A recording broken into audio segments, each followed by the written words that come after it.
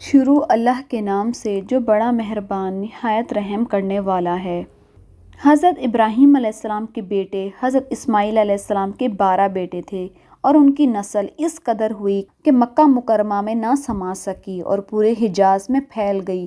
ان کے ایک بیٹے کدار کی اولاد میں عدن ہوئے، عدن کے بیٹے معد اور پوتے کا نام نزار تھا۔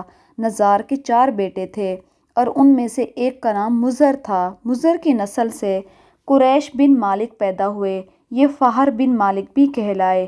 قریش کی اولاد بہت ہوئیں، ان کی اولاد مختلف قبیلوں میں بٹ گئیں اور ان کی اولاد سے قصہ نے اقتدار حاصل کیا۔ قصہ کے آگے 3 بیٹے ہوئے، ان میں سے ایک عبد مناف تھے جن کی اگلی نسل میں ہاشم پیدا ہوئے۔ ہاشم نے مدینہ کے ایک سردار کی بیٹی سے شادی کی اور ان کے ہاں ایک لڑکا پیدا ہوا جس کا نام شیبہ رکھا گیا۔ یہ پیدا ہوا تھا تو ہاشم کا انتقال ہو گیا۔ ان کے بھائی مطلب مکہ میں حاکم تھے۔ ہاشم کا بیٹا مدینہ منورہ میں پرورش پاتا رہا۔ جب مطلب کو معلوم ہو گیا کہ وہ جوان ہو گیا ہے تو وہ بھتیجے کو لینے کے لیے خود مدینہ گئے اور اسے لے کر مکہ مکرمہ پہنچے تو لوگوں نے یہ خیال کیا کہ یہ نوجوان ان کا غلام ہے۔ مطلب نے لوگوں کو بتایا کہ یہ ہاشم کا بیٹا اور میرا بھتیجا ہے۔ اس کے باوجود بھی لوگوں نے اسے مطلب کا غلام ہی کہنا شروع کر دیا۔ اس طرح شیبہ کو عبد المطلب کہا جانے لگا۔ انہی عبد المطلب کے ہاں ابو طالب، حمزہ، عباس، عبداللہ، ابو لہب، حارث، زبیر، زرار اور عبد الرحمن پیدا ہوئے۔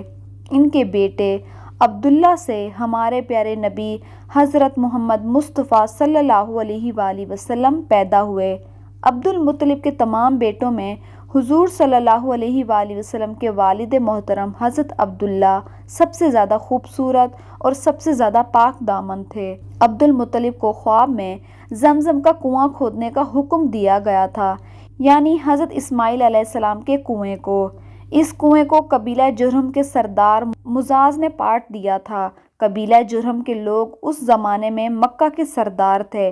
بیت اللہ کی نگرانی ان کے ہاتھ میں تھی۔ انہوں نے بیت اللہ کی بے حرمتی شروع کر دی۔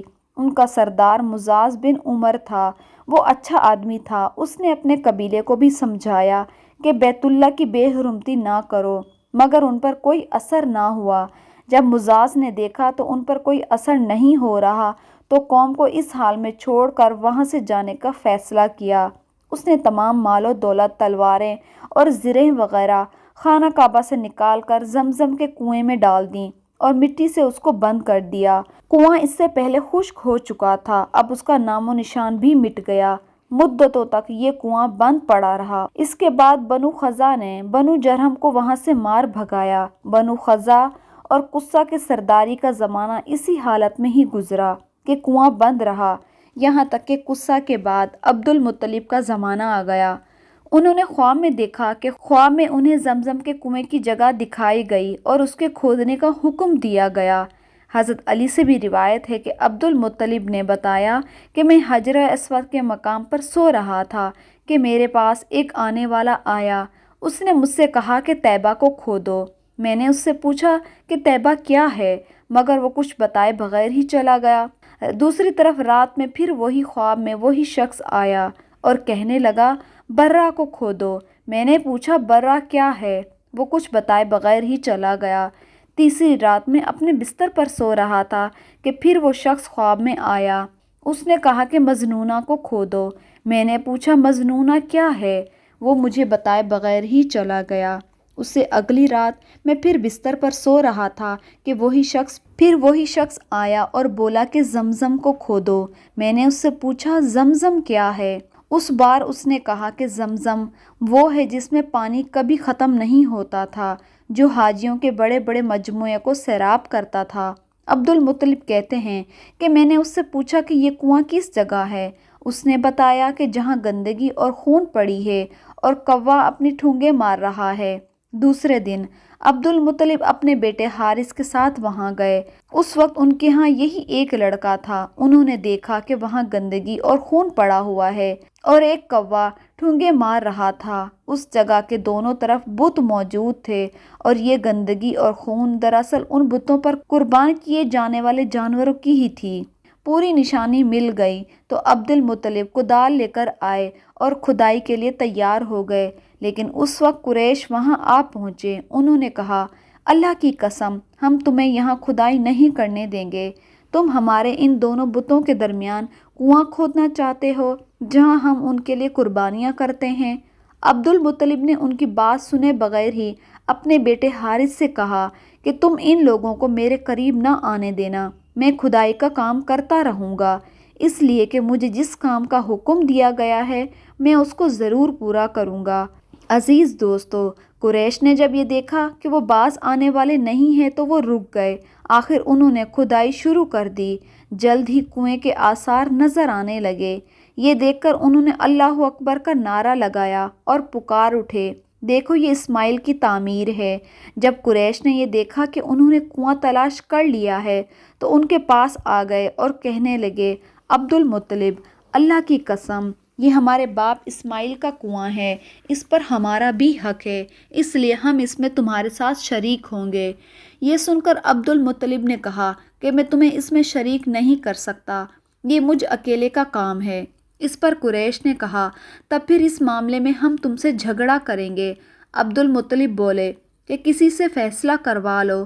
انہوں نے بنو سعد ابن حزم کی کاہنہ سے فیصلہ کروانا منظور کیا۔ یہ کاہنہ ملک شام کے بالائی علاقے میں رہتی تھی۔ آخر عبد المطلب اور دوسرے قریش کے لوگ اس طرف روانہ ہو گئے۔ عبد المطلب کے ساتھ اب مناف کے لوگوں کی ایک جماعت تھی، جبکہ دیگر قبائل قریش کی بھی ایک ایک جماعت تھی۔ اس زمانے میں ملک حجاز اور شام کے درمیان ایک بیابان میدان تھا، اور وہاں نہ کوئی پانی تھا اور نہ ہی زندگی کا کوئی نشان۔ اس میدان میں ان کا پانی ختم ہو گیا۔ سب لوگ پیاس سے بے حال ہو گئے، یہاں تک کہ انہیں اپنی موت کا یقین ہو گیا۔ انہوں نے قریش کے دوسرے لوگوں سے پانی مانگا، لیکن انہوں نے پانی دینے سے انکار کر دیا۔ اب انہوں نے ادھر ادھر پانی تلاش کرنے کا ارادہ کیا۔ عبد المطلب اٹھ کر اپنی سواری کے پاس آئے۔ جوں ہی ان کی سواری اٹھی اور ان کے پاؤں کے نیچے سے پانی کا چشمہ ابل پڑا، انہوں نے پانی کو دیکھ کر اللہ اکبر کا نعرہ لگایا۔ پھر عبد المطلب سواری سے اتر آئے، سب نے خوب سیر ہو کر پانی پیا اور اپنے مشکیزے بھر لیے۔ اب انہوں نے قریش کی دوسری جماعت سے کہا، آؤ تم بھی سیر ہو کر پانی پی لو۔ اب وہ بھی آگے آئے اور خوب پانی پیا۔ پانی پینے کے بعد وہ بولے، اللہ کی قسم، اے عبد المطلب، یہ تو تمہارے حق میں فیصلہ ہو گیا ہے، اب ہم زمزم کے بارے میں تم سے کبھی جھگڑا نہیں کریں گے۔ جس ذات نے تمہیں اس بیان میں سیراب کر دیا ہے، وہی ذات تمہیں زمزم سے بھی سیراب کرے گا، اس لیے یہاں سے واپس چلو۔ اسی طرح قریش نے جان لیا کہ اللہ تعالیٰ عبد المطلب پر مہربان ہے، لہٰذا ان سے جھگڑا بے سود ہے اور کاہنہ کے پاس جانے کا کوئی فائدہ نہیں۔ چنانچہ سب لوگ واپس لوٹ گئے۔ واپس آ کر عبد المطلب نے پھر کنویں کی کھدائی شروع کی۔ ابھی تھوڑی سی کھدائی ہوئی تھی کہ مال و دولت، تلواریں، زیریں نکل آئیں، اس میں سونا اور چاندی وغیرہ بھی تھا۔ یہ مال و دولت دیکھ کر قریش کے لوگوں کو لالچ نے گھیر لیا۔ عبد المطلب سے کہنے لگے، عبد المطلب، اس میں ہمارا بھی حصہ ہے۔ ان کی بات سن کر عبد المطلب نے کہا، نہیں، اس میں تمہارا کوئی حصہ نہیں، تمہیں انصاف کا طریقہ اختیار کرنا چاہیے۔ آؤ 500 کے تیروں سے قرعہ اندازی کرتے ہیں۔ انہوں نے ایسا کرنا منظور کر لیا۔ 2 تیر کعبے کے نام سے رکھے گئے اور 2 عبد المطلب کے اور 2 قریش کے باقی لوگوں کے نام سے۔ پانسا پھینکا گیا تو مال اور دولت کعبے کے نام نکلا، اور تلواریں اور زیریں عبد المطلب کے نام، اور قریش کے نام جو تیر تھے وہ کسی کام کے نہ نکلے۔ اسی طرح فیصلہ ہو گیا۔ عبد المطلب نے کعبے کے دروازے کو سونے سے سجا دیا۔ زمزم کی کھدائی سے پہلے عبد المطلب نے دعا مانگی، اے اللہ، اس کی کھدائی کو مجھ پر آسان کر دے، میں اپنا ایک بیٹا تیرے راستے میں ذبح کروں گا۔